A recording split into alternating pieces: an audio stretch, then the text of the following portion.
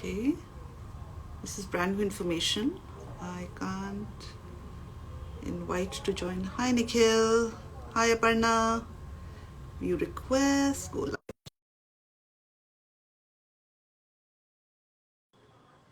Hi Sabha. Hi Isha. Everyone's here except the person I want. And there he is. Hello. Hello.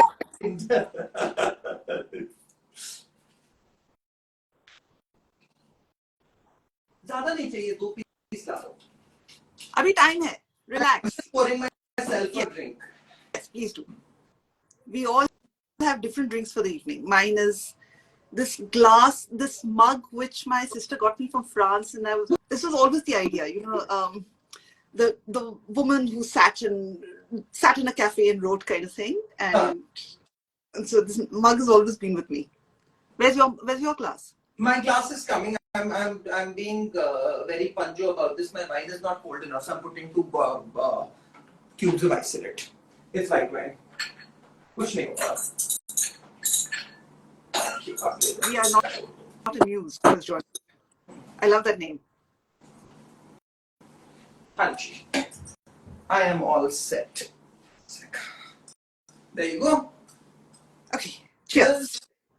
So we tried this in the morning, and it was a bit hysterical because we couldn't connect. 2 people who've never done too much of this connection business online. And when we finally went live, we found 14 people watching us both in our night clothes. And both of us going, get off. We are live.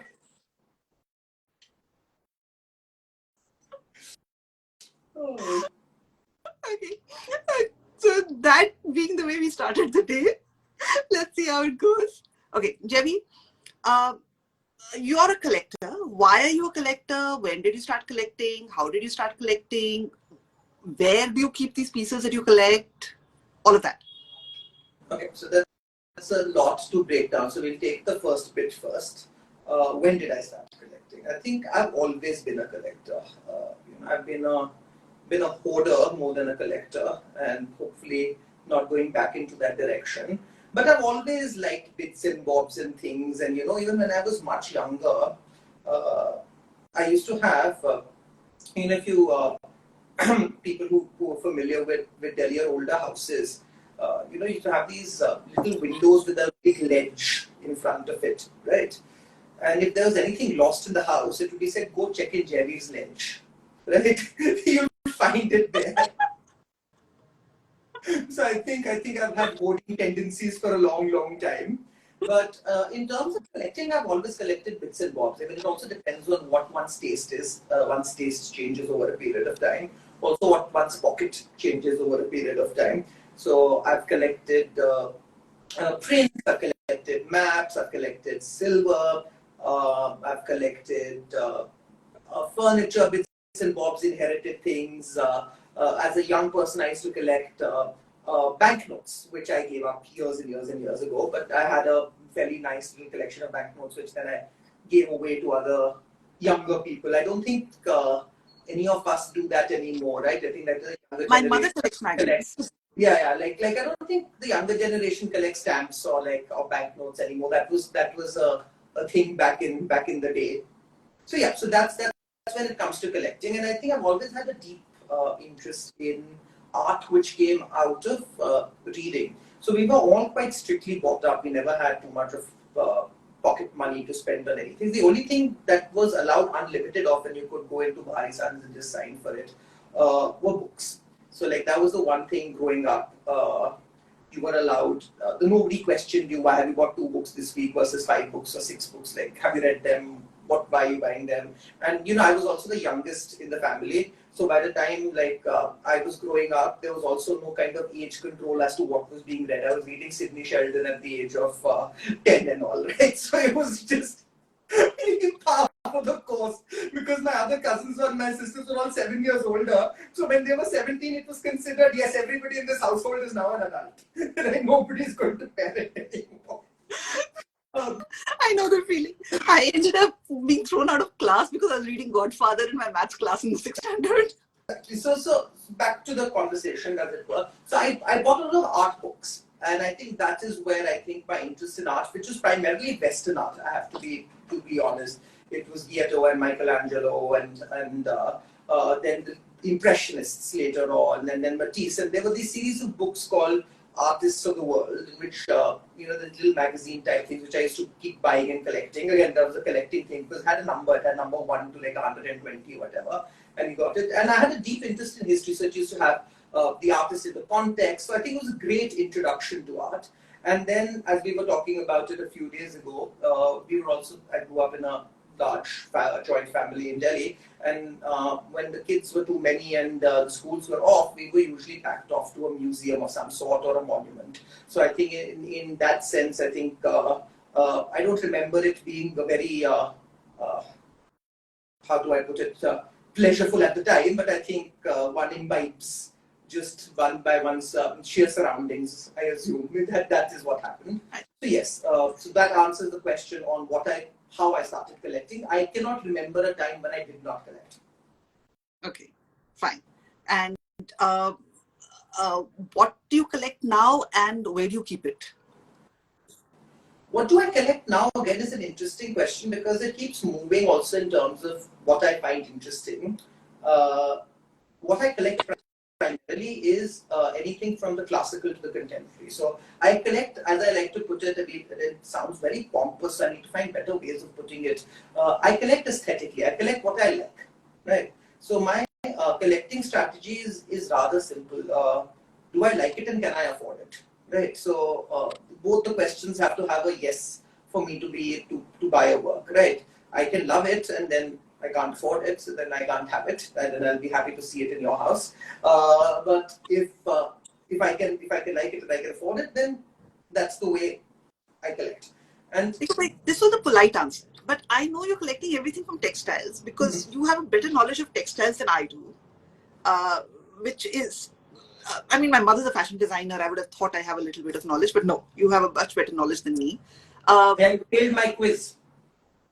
I failed your quiz. Yeah. Yes, exactly. And I got sent a book in return as punishment.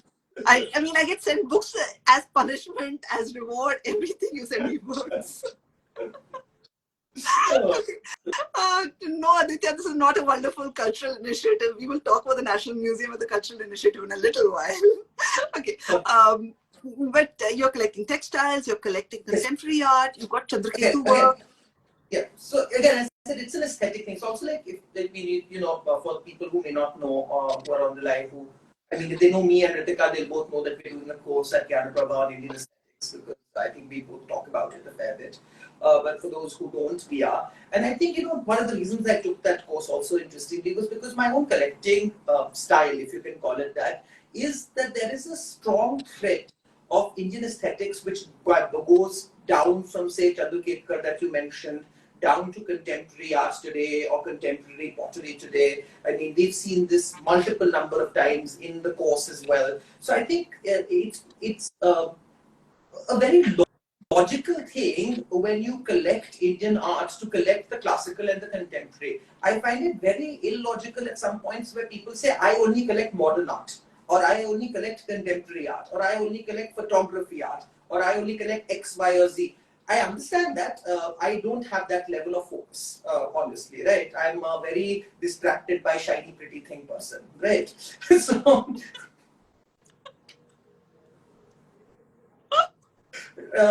but for me, I find it difficult to focus into a very narrow kind of confine and keep it from there and just feel like, okay, this is what I collect. Yes, I have areas of more interest than others. I mean, I don't collect, say, for example, classical art. I don't collect it across the genre. An area which you find very interesting, which is, say, the Central Indian kind of sculptural works, I find them a little too stylized for me. So there is enough in India that that I don't collect, let me put it that way. But there is a thread of aesthetics, I think, which hangs across the thing. I mean, like, I don't know whether you can see my little Buddha. The little corner of it. Yeah, little corner of it. So like there is a Buddha here. I mean, there's the Prabha behind me. I mean, these are things which are which maybe look disparate to a different eye, but in my case, they kind of blend together in terms of also who I am as a person.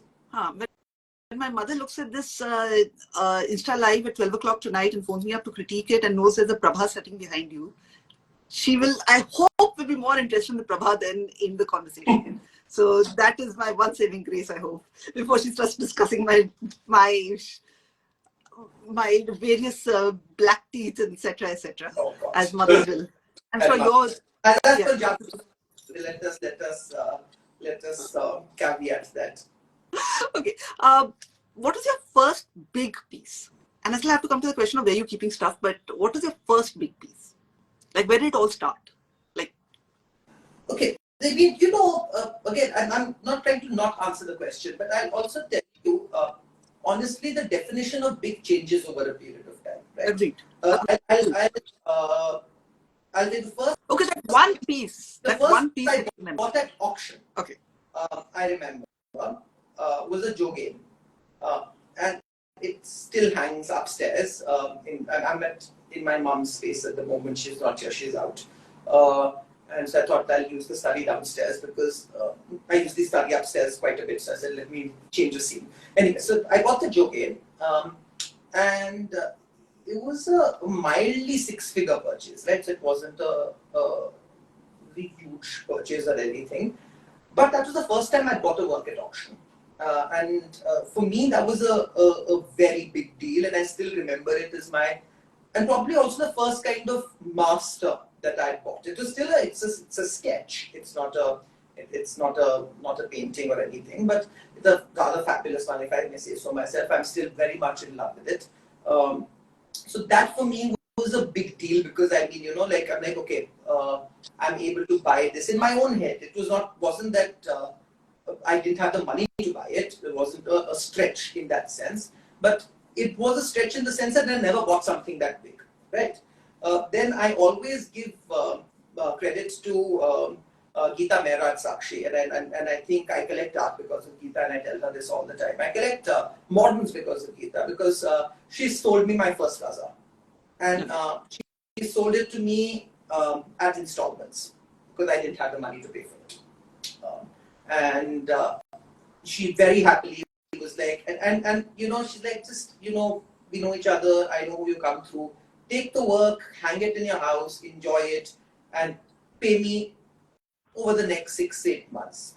So that was a big buy, and I don't think I would have done it if I had to pay for it together, right? And because I managed to kind of pay for it. So that was the Raza, and thank you, Geeta, because I mean I like the work and you sold it to me, and it's in terms of like it's. I mean, it doesn't really matter, but it is appreciated. So I'm not, at least I don't get told off by my mother, because I mean, most of my collecting mistakes are made up by that one work.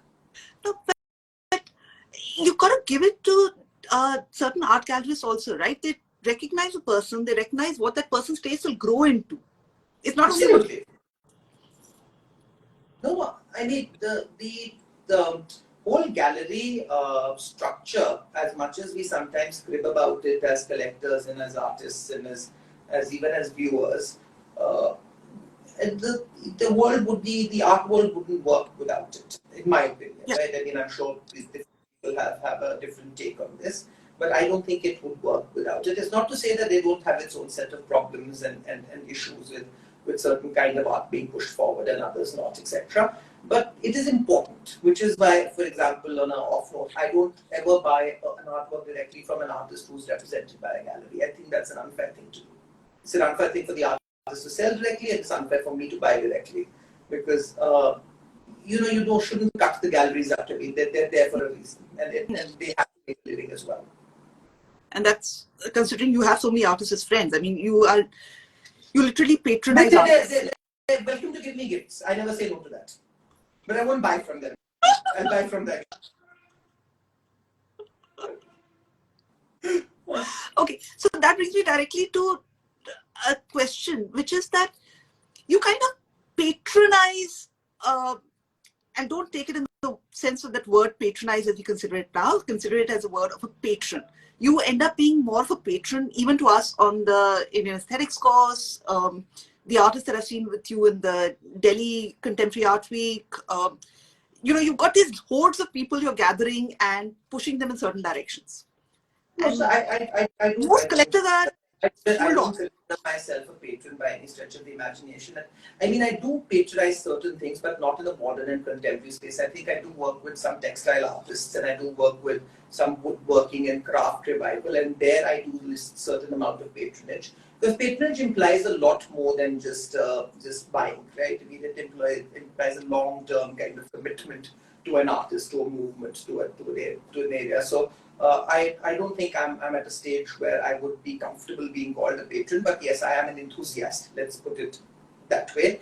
And I've always liked connecting people, and I feel that a lot of this is just mystified for no reason. We're all good people, and it's just a lack of knowing each other, which is where if I can come in and connect a few people who know each other or don't know each other rather, and then they become friends or they get something out of that, which is any kind of intellectual stimulation, work, etc., etc. I don't mind. I mean, it's a great thing to do. I mean, why not? I mean, I don't understand the concept. I learned this word recently from a young friend of mine of gatekeeping. I don't understand the concept of gatekeeping. Yeah, this is what I'm saying. Most collectors tend to gatekeep for no other reason that they're in their own world, right? I mean, trying to collect takes a lot of your time and a lot of effort and a lot of learning, and you spread that knowledge out, which is interesting. Like, I don't see a lot of people doing that. See, I think there's also an issue here which is multifold, right? And see, this is an Insta live and it's not like a formal. I'm also being very kind of like informal in terms of my attitude here and saying there's also like the whole point of where do you draw the line of where you don't want to be called somebody who's showing off needlessly, right?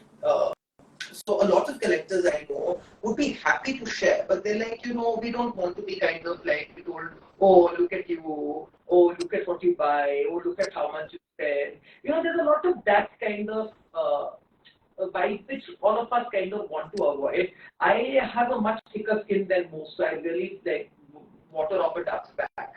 I enjoy what I do. I work hard. I make a living, and I'm allowed to spend my money whichever way I want. Nice attitude. Right. I like it. And I like it. This is that's problematic. But that's the problem which a lot of collectors have, which is like we don't want to kind of be. And there's a lot of the collectors, the older collectors have bought these works at nothing, and then they also don't want an exposure. Then there's also a whole thing about people will tell me to sell the work, so I don't want constant calls coming in from the dealers, traders that way, or galleries, or auction houses saying these have to sell. So I like to keep my works private. I mean, there are different kinds of people, and I respect all opinions, except I would like more people to be able to talk about their work, because I think the more people talk about what they like in terms of art, what it means to them, the bigger the entire kind of community grows, right? And when I listen to talks, I learn so much. So I'm always happy just not to be speaking, but also to be listening. So you basically raised two other questions which I want to bring up. One is, what's your go-to piece right now? Like the one piece which makes you happy. And the second question is, you also talked about how you're patronizing textiles. You mentioned a little bit. I didn't know about this. Okay. There are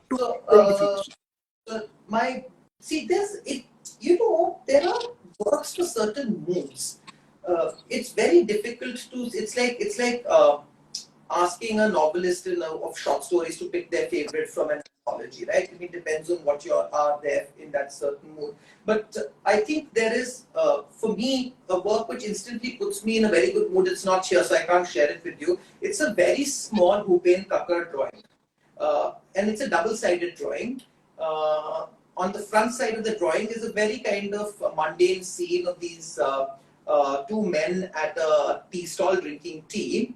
And when you flip the work over, on the back is what is very obviously Bhupen doing the man at behind the tea stall. So I have seen this. I have seen this work. I didn't realize it was with you.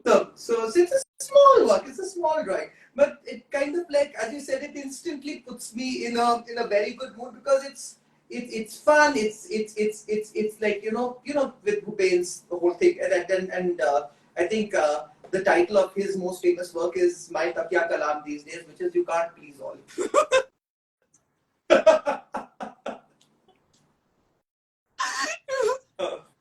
I know. I think a lot of the people out of Vadodara have a sense of humor and are relaxed. I know Shanti and Vadodara. Completely agree. Anecdotally, I got told off by Nilima Sheikh when I was at her studio. This was a while back, and I asked her. I said, "Ma'am, I'm told that you were a great dancer," and she looks at me and she's like, "What do you mean were?"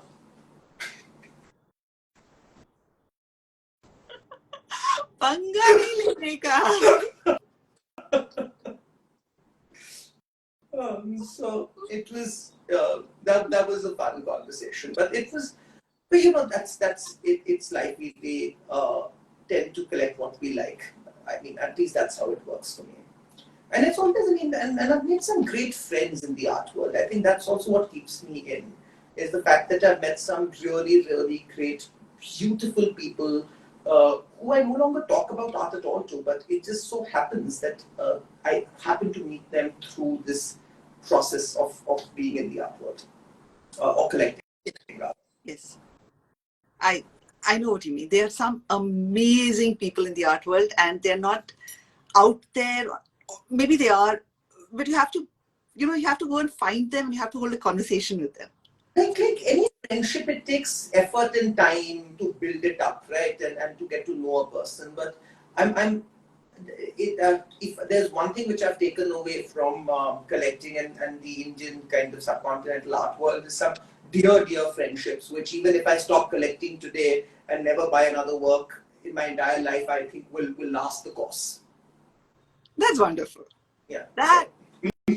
I was told the other day by a friend, half in jest, that what I collect best is people, and I think I said I take that as a compliment. Oh, that's nice.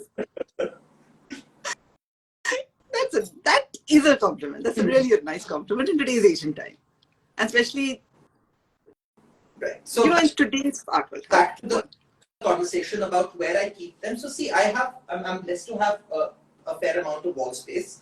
So a lot of the things that I own are hung.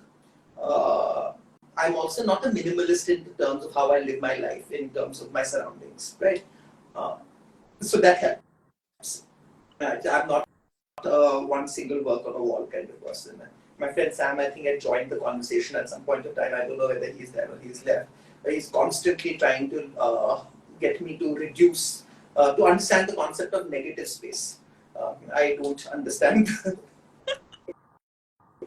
the concept of negative space, right? So a lot of the stuff is hung, a lot of the stuff is in storage. One of the joys of collecting textile art is that a lot of it can be folded up and stored quite easily. So I think that is... Yeah. With all the folds and, something old has to be kept in a lot of... Depends, either fold or rolled. How would the textile stored through the years? You see, the problem is all of us get into this mold of trying to fix what ain't broke. There has been a normal traditional way of storing textiles which have made the textile last over a long period of time. You don't need to amend those or change those until and unless something extremely fragile is there, right? Okay. Right. Other than that, rather, if we have a system which is what I'm trying to achieve, it's in the process of getting done because it needs to be fabricated, is that, with textiles, just hang them loose. Rather, just framing them up and doing all of that is more problematic. Only thing is, once you hang them, you take them off, you recycle them, don't let them hang forever and ever and ever, because obviously that will have tension on the cloth and all. But it's easy. Textiles are the easiest to store amongst, in the sense that they're the easiest in terms of the space amount that they require for storage. Okay, makes sense. Canvases, for example, are extremely difficult to sew, especially if they have impasto on them. You can't roll them, you can't do anything. They have to be stock straight. True. I know. I've got a few pieces. I've rolled them up. I don't want to open them. I don't know what's going to come out. There are various comments by your friends. Somebody, Sam has called you a hoarder. Somebody else has said maximalism is in. So there are people on this conversation. Sam has been calling me a hoarder. Sam has been calling me a hoarder. So when I had like 1/10 of what I have, so like there isn't much that he can do about it. And for him calling me a hoarder, he's the one who's out shopping for clients and is sending me pictures saying, "Oh, this is nice." Okay. And he's the one who's taught me my other takya kalam which I use when I buy. So once I was telling him, "No, Sunil, I think I've bought too much." He's like, "Darling, what's the point? No kids, no dogs. Buy what you want." So no dogs. So we. Okay. But now, okay. Isha Gupta is saying Jaiveer. Yeah. I'm sure she has more to say on that, but either she has views on what you're saying. Isha is a cool person. She knows what I'm talking about. No, she's saying Sam is joining. Sam is joining. Anyways, He's already here. back to you moderating. Right. Language. You seem to be constantly reading and constantly reading stuff which I don't expect you to be reading. So, Jeev Patel, today you were telling us about the topic of your thesis in LSE, which was completely separate from from the work you're doing, from the from your collection. How do all these various threads join up? Where do they join up? They don't, and they shouldn't. I read again in terms of, I read widely. I read history primarily because that is my area of interest. Political history, which is what I enjoy reading and listening to my podcast, which goes from medieval to kind of like early modern to modern. So that is something which I've always enjoyed reading. So that is my one focus area of reading. The other focus area of reading is I read on what I collect or what I want to collect, right? Because there is no substitute for reading, unfortunately, right? When I mean reading, I mean it in a wider term in terms of not just like a book, but also listening to a lecture or a podcast or whatever, right? I mean, learning, let me put it that way. So, and when you listen to something, you again have to go back to read it. Either you're reading it online or you're reading a book or you're reading whatever. And I laugh and say I like my picture books, right? Like, see, for example, today I found this which I'd ordered and I haven't yet managed to read. But it's a fabulous book. It's called the rural. Ulta. Sorry, it's called the Bronze of Maharashtra. For us, it's Ulta. So you have to tell us what it says. It says the ritual bronzes of Maharashtra and Karnataka. Wow. Okay. Yeah, but it's pretty much just like a child's picture book. See.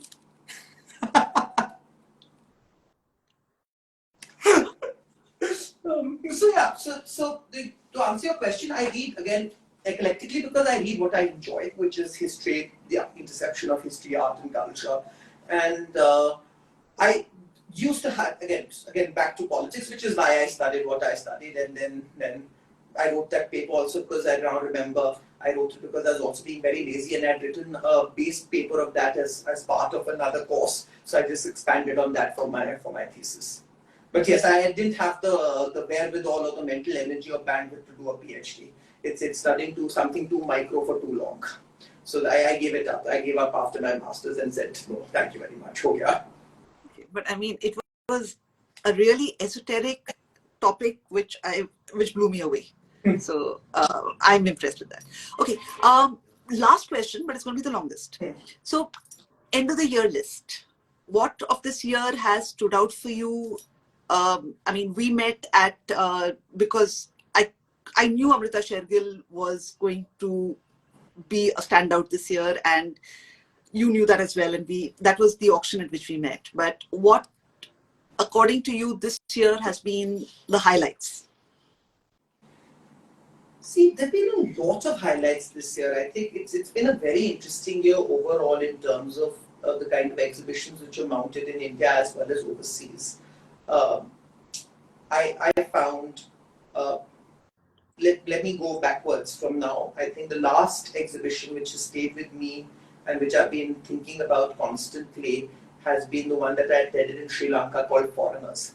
Okay. It was a very interesting exhibition which spoke about foreigners as expats, foreigners as immigrants, foreigners as illegal migrants, foreigners in their own land.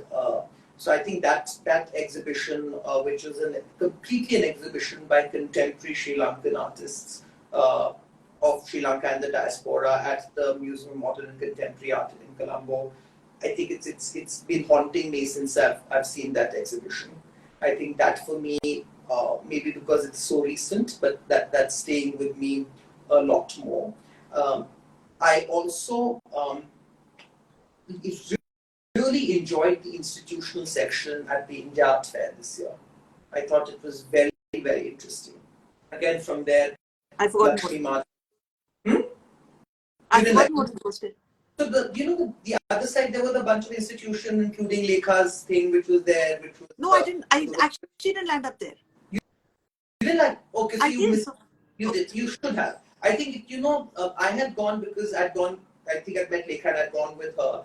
And the Devi Art Foundation had this absolutely fabulous artist called Lakshmi Madhavan, who's also become a friend.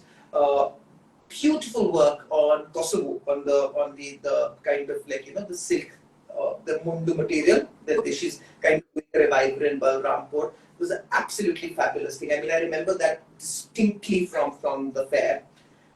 London was absolutely fabulous, as it always is. I mean, the exhibitions, but they were not South Asia focused. I think the exhibition called Divas was brilliant. I mean, it went, and it was just from an exhibition standpoint absolutely fantastic, because they had given you these little headphones, and the music changed as you walked around. So it was basically from opera to Beyonce, right? So it was just the most fabulous. I went twice. The most fabulously curated exhibition that I have witnessed in a long, long time. So these have been the highlights. The auctions obviously were fantastic. The Shergill was beyond beautiful. It's on the textile. I mean, I've also been very lucky this year to have had access to a couple of private collectors' textile collections, which have been, I mean, can't take out names of the private people, but those have been utterly fabulous. So it's been a very, very good year, and it's been a year where I managed to travel a fair bit. So I've been very happy and very lucky that I was in Chettinad recently, which is again utterly fabulous. I'm off to Bombay in a couple of days. I think a lot of friends will be there. I think I'm looking forward to that. So yes, it's been a good year, but the standout for me, I think, was the Diva exhibition at the V&A. If I have to talk about non-South Asian art, it was the institutional section at the IAF, and then definitely the utterly fabulous show which we've had at the Museum of Modern and Contemporary Art. And I must say that I missed out going to two of the KNMA shows. So I've not managed to have a look at them. So which is why they're not being mentioned. I know what you mean. I haven't been to the Indigo show myself. Yeah, I should have. The Glows show, I looked absolutely fabulous, but unfortunately, I mean, you have no excuse. You live in Delhi. Yes, I have no excuse. Yeah, I was not able to go for either of the KNMA shows. Okay, so I'm going to ask quickly if anyone has any questions or comments. I'm sure a lot of the people who have joined, because I saw Shireen Gandhi in here, I saw Princeps in here, I saw Sam here, I saw Varunika Saraf in here. I saw my books at the moment because she's not coming to Bombay. Okay. I refuse to answer any question from Varunika Saraf. Okay. So she's left her. She's in the same boat as you are. Okay. Left bookings too late.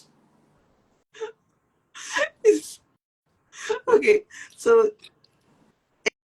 Aisha is very excited for the little catch up next week at the Mumbai Art Fair. Yes. So I'm sorry. I think I think we've gone off topic several times, but I think it was a fun conversation overall. I have another 10-15 minutes. I have nothing to do. I mean, I'm good. I think we've done exactly half an hour, which is perfect. Okay, sure. Then we'll wrap up. Then we'll wrap if there are any questions, guys, please, you know where both our Instagram handles are. Please send us all questions you want. Yes. Thank you. Love you. Perfect. Then I will speak with you aram se and see you in Bombay. No, I'm figuring that out.